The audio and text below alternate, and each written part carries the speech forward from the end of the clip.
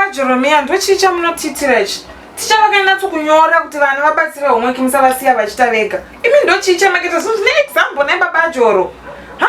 Ticha vakaise imbwa vakanatsonyora kuti mbwanana, mbudzi vakati mbudzana. Nyoka makuti nyokana. Ha?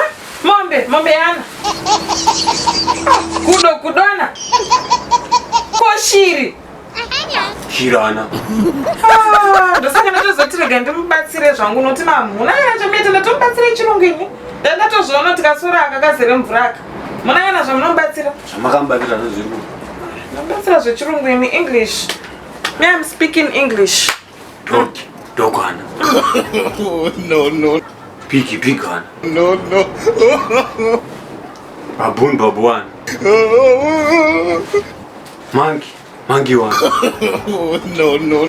Horse. San. Yawachaza neruambamba iwe.